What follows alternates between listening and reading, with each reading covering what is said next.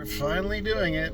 I've dreamt of this moment for years now, and now I am about to head off to Prescott with several stops along the way and ready to begin this new journey. So welcome and come on board.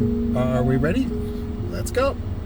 So the trip is expected to take about 4.5 hours. I'll probably take 5 or more. Got several stops, as you can see on this list here. It's got me going through the Hoover Dam and Kingman, and I'm really looking forward to it. I used ChatGPT to kind of map out some stops along the way. I'm in no hurry, as I like to say. I've got nowhere to go and all the time to get there. So just to be very clear that my van life hasn't started yet.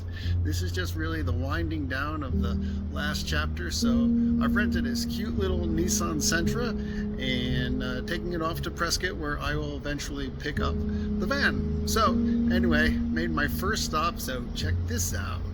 Hoover Dam was started in 1931. It was originally going to be called Boulder Dam, but it was later renamed to honor President Herbert Hoover in 1947.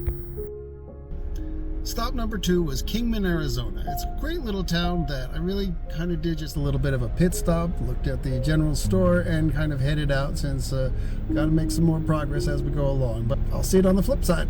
Made another quick stop at Hackberry General Store along the way. It's a cute little place filled with old cars on the outside, little knickknacks, and my new friend Charlie.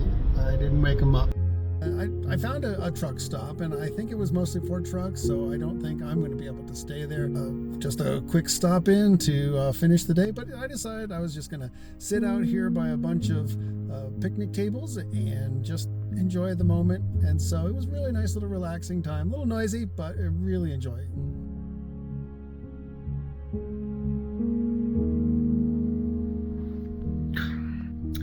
The influencers make it look so much easier, don't they?